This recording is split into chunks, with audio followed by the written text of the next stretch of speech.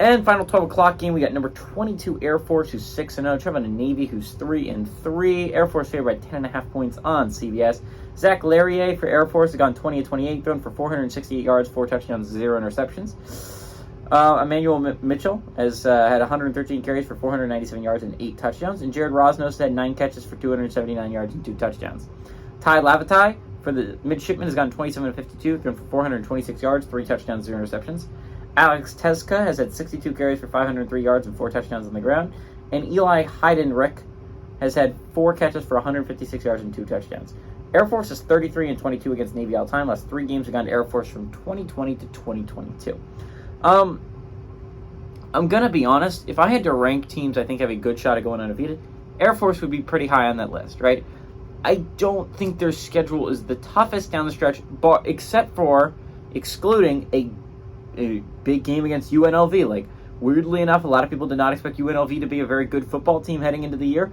UNLV is turning into a little bit of a scary threat in the Mountain West. The Mountain West is deep, by the way. Like, it is very deep.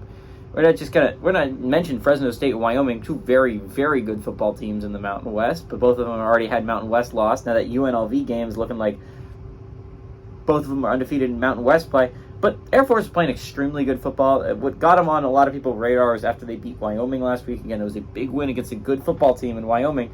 Air Force went down early against them, but they were able to punch their way back. This is a really good football team with a really good running game. Navy's gotten back on track recently. I don't think they stay here. I know Navy's at home. Maybe this game stays close because both these teams have pretty good defenses, but I feel in my heart that Air Force is a much better football team. I'm really excited to see Air Force keep moving up the rankings because I think they're gonna have to hope for some things to go their way. Obviously, if they have any shot at a playoff berth, they need to be only 3 other eligible football teams left. You're not going to get like the Cincinnati treatment if you're Air Force. You're Air Force. There is a little bit of a glass ceiling there. But Air Force is playing impeccable football right now. They're playing really good football.